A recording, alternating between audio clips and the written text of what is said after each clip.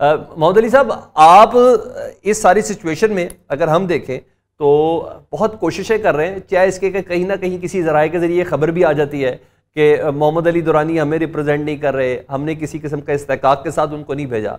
आप खुद ही सुनाते सारी बात।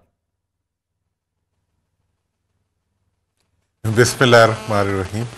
देखें, मेरा इस्तेहकाक तो जो मुझे मिला है या मैं समझता हूँ मेरे पास है, वो आपका दिया हुआ है, वो इस मुल्क का दिया हुआ है, इस मुल्क की पब्लिक का दिया हुआ है, इस मुल्क के मुस्तकबिल का दिया हुआ है।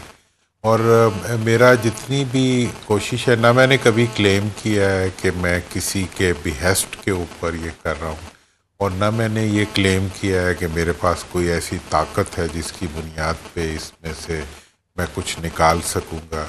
मेरी तो सबसे बड़ी ताकत जो है वो मेरी दुआ है, सबसे बड़ी ताकत मेरी कन्विक्शन है, सबसे बड़ी ताकत जो है वो मेरा ईमान है इस बात पे कि अच्छे काम को जब आप शुरू करते हैं तो उसी दिन से कामयाबी जो होती है वो आपके साथ साथ चलती है। अच्छी नीयत, अच्छी मंजिल, अच्छा रास्ता, अच्छी सोच, अच्छी उम्मीद, और रब से उतना मांगना जितना ज़्यादा से ज़्यादा मांग सकते हो। हम क्या मांग रहे हैं? हम अपने मुल्क के लिए अमन मांग रहे हैं, हम अपने मुल्क के लिए खुशहाली मांग रहे हैं। आपको इतना एज हासिल है कि तमाम हल्के आपको बहुत इज्जत की निगाह से देखते हैं। पाकिस्तान के ताकतवर हल्के, इस्टेब्लिशमेंट हो, सियासतदान हो, आपकी काविश को कम अज़ कम ज़रूर मुस्बत गर्दान रहे। जो कोशिशें कर रहे हैं, डेफिनेटली पाकिस्तान की आवाम भी आपको देख रही है, फॉलो कर रही है। इस वक्त आप जैसे बंदे की ज़रूरत भी है। इन कोशिशों में क्या माइनस भी कोई है? असल कोशिश तो तभी जोरावर होगी ना कि जब सभी मुस्बत हों। मौजूदा हालात में ये तो हमें भी पता है कि इमरान खान साहब ने माइनस होना है। मौजूदा हालात में हमें भी पता है पाकिस्तान तहरीक इंसाफ को अपनी उस तरह इजाज़त नहीं है, अपनी इलेक्शन कंपेन या लोगों के साथ पब्लिक गैदरिंग करने की, इंटरेक्शन की इजाज़त नहीं है, जिस तरह पीपल्स पार्टी या जिस तरह नून लीग को है। तो इस माहौल को साजगार करने के लिए हर चीज़ पॉजिटिविटी की तरफ है कि किसी को माइनस भी करने का प्लान है इसके अंदर? देखिए, मैं इसके बारे में जो आपको एक बात बताऊं कि जिसको पूरी कौम को भी समझना चाहिए, नौजवानों को भी समझना चाहिए कि माइनस और प्लस करना जो है, देखिए माइनस करना सिर्फ दो जगहों पे माइनस हो सकती है असूली तौर पे। अवाम किसी लीडर को माइनस कर दें या कानून या अदालत किसी चीज़ को माइनस कर दे। इसके अलावा इंतज़ाम के पास और इंतज़ामिया के पास ऐसा कोई इख्तियार नहीं है कि किसी इलेक्टोरल प्रोसेस में से किसी फ़र्द को माइनस कर दे या किसी फ़र्द को प्लस कर दे।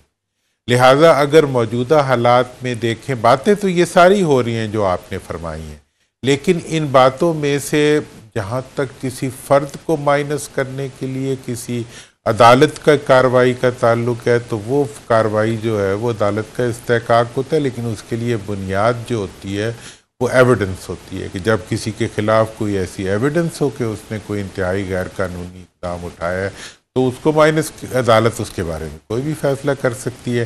बैन ही अगर किसी भी एंटिटी, किसी सियासी जमात के साथ अगर इस किस्म का कोई मतलूब हो कि उसको माइनस करें तो उसके लिए तो एक कानूनी तकाजा है, आपको रेफरेंस सुप्रीम कोर्ट में भेजना पड़ता है। और अच्छा, दूसरी बात जो ये भी क्लियर होनी चाहिए कि किसी फर्द की गलती की वजह से किसी जमात को जो है वो सीन से आउट नहीं किया जा सकता। जो फर्द गलती करेगा उस फर्द की सजा तो हो सकती है। अमेरिका की मिसाल हमारे सामने है, कैपिटल हिल पे हमला हुआ, अफराद के खिलाफ फर्दन फर्दन कार्रवाइयाँ हो रही हैं, लेकिन वो एविडेंस की बुनियाद पे हो रही हैं, फर्द के खिलाफ हो रही हैं, किसी पार्टी के खिलाफ नहीं हो रही। पार्टी के खिलाफ करने का तरीका बिल्कुल मुख्तलिफ है। अच्छा मोहम्मद अली साहब, दुरानी साहब, पिछले दिनों आपकी एक स्टेटमेंट बहुत ज़्यादा हुई थी कि मैं इमरान खान साहब से जेल के अंदर मिलने के लिए भी तैयार हूँ और उनके घुटनों को हाथ लगा के कहूँगा खान साहब अब बस कर दें। तो खान साहब ने तो बस की हुई है, आप किस किस्म का बस चाह रहे हैं उनसे? नहीं, मैंने जो उस वक्त बात की थी और अभी भी यही कर रहा हूँ कि जब मैंने ये सारी बातचीत शुरू की ना रिकन्सिलिएशन की, इसमें से जो सबसे इनकरेजिंग रवैया था वो पीटीआई के उस क़यादत का था जो इस वक्त भी पीटीआई के साथ है। उन्होंने कहा जी हम तो मफाहमत चाहते हैं और हम मफाहमत के लिए ही चाहते हैं, और पूरी पार्टी में जो लड़ाने वाले थे वो जा चुके। मैंने कहा जी ठीक है। फिर मैं प्रेसिडेंट साहब से मिला, उनका भी यही रवैया था, उन्होंने कहा जी हम तो मफाहमत चाहते हैं। फिर मैंने पार्टी की जो लीडरशिप की, उनकी कलेक्टिव जो गैदरिंग थी, उसमें भी बात हुई। उस पर भी उन्होंने अपनी लीडरशिप के रेफरेंस से भी कहा, खान साहब के रेफरेंस से भी कहा कि वो भी किसी सूरत में भी कन्फ्रंटेशन नहीं चाहते और वो चाहते हैं कि इस वक्त एक मफाहमत की फिजा बने। तो इस चीज़ से डेफिनेटली मुझे इनकरेजमेंट मिली और मैंने इसकी बुनियाद के ऊपर जो है तमाम लोगों को मोटिवेट किया। फिर मैंने अदर पॉलिटिकल लीडर से भी फर्दन राब्ते करके मैंने इस चीज़ पे इसरार किया। और जब मैं इनसे प्रेसिडेंट साहब से मिला था, पीटीआई की लीडरशिप से मिला था, मैंने 3 नुकात उनके सामने रखे थे। ये नुकात ऐसे हैं जिन्हें अभी थोड़ा नई बात है, समझने में थोड़ा सा वक्त लगता है। मैंने कहा था कि पाकिस्तान, जमहूरियत और फ़ौज, इसको सियासी कन्फ्रंटेशन से निकाल दिया जाए। इन तीनों को, पाकिस्तान को, किसी को पाकिस्तान का गद्दार बनाने की कोशिश ना की जाए, जमहूरियत के ज़रिए किसी से इंतकाम लेने की कोशिश ना किया जाए और फ़ौज को इस्तेमाल करने की कोशिश ना की जाए कि जी हमें इक़्तिदार तक पहुंचा दें या किसी को इक़्तिदार से निकाल दें।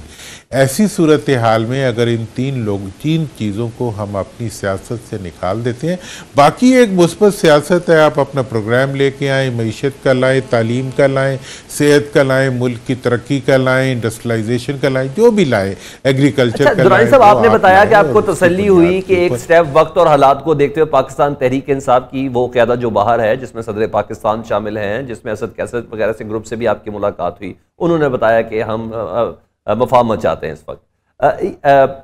इनकी मफाहमत, जाहिर बात, आपने कहा दीगर सियासतदानों से भी मैं बात की, इनका मामला आपको पता है पीपल्स पार्टी से तो है नहीं, इनका मामला मुस्लिम लीग नून से भी इस वक्त नहीं है। ये मफाहमत वाला मामला डेफिनेटली इदारों से है।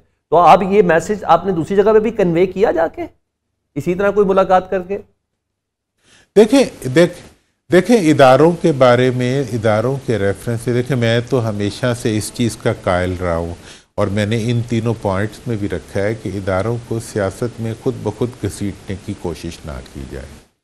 इदारों का जहाँ तक शदीद गिला है वो 9 तारीख के वाक़यात के ऊपर है और वो वाक़यात जो हैं वो अफराद के किए हुए हैं और उन अफराद के ख़िलाफ़ जो है वो एक कानूनी और कार्रवाई हो रही है। उसमें एक शिकायत पीटीआई वालों की है कि जी उसमें जो डिस्टॉर्शन की गई है इंतज़ामिया की तरफ से, वो बहुत ज़्यादतियाँ हुई हैं, वो उनकी एक जायज़ है, उसको वो अदालतों में भी लेके गए हैं, अदालतों में बेल्स भी हो रही हैं, अदालतों में प्रोसेस भी हो रहा है और ये सारा अमल जो है ये चल रहा है। एक और जो दूसरी तरफ जो एक और जिसे कहते हैं शिकवा या एक एतराज़ या एक गिला मौजूद है, वो ये है कि पाकिस्तान से बाहर जो लोग हैं और वो पीटीआई के हमायती हैं, उनमें से बाज़ लोग जो है जो अपने आप को नुमाइंदा पोजीशन में ले आते हैं, वो रियासत के ख़िलाफ़, फ़ौज के ख़िलाफ़ और पाकिस्तान के ख़िलाफ़ जो है बाज़ ऐसी बातें करते हैं जिनसे दिल शिकनी होती है यहाँ पे रहने वालों की। तो मैंने इस सिलसिले में भी बातचीत की है, जो बाहर लोग हैं, दोस्त हैं, उनसे भी की है।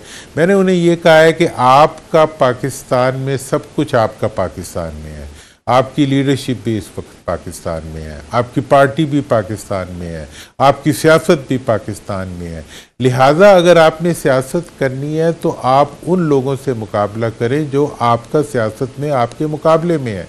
वो लोग जिनसे आपका मुकाबला ही नहीं है, और कोई मुल्क भी, कोई सियासी पार्टी भी, देखें ये हमारी पूरी कौम को समझने की बात है कि सब कॉन्टिनेंट में गांधी से लेके कायदे आज़म रहमतुल्लाह अलैह से लेके अब्दुल गफ्फार, जितने भी यहाँ के बड़े लीडर गुजरे हैं, सब ने अदम तशद्दुद की पॉलिसी अख्तियार की है, सब ने कानून के दायरे में रहते हुए अपनी पॉलिटिकल जद्दोजहद की है। आपकी इस नेक नीयति के साथ जो कोशिशें करें, परवरदिगार आपको दूसरी जाने तो उसका रिस्पांस भी उसी तरीके से मिले, जिस तरह आपने इब्तिदा में बताया कि पाकिस्तान तहरीक इंसाफ से आपको बड़ा मुस्बत रिस्पांस मिला है और ये कोशिश कहीं ना कहीं ऐसी हो कि पाकिस्तान स्टेबिलिटी की तरफ जाए। मोहम्मद अली दुरानी साहब, बहुत ज़्यादा शुक्रिया।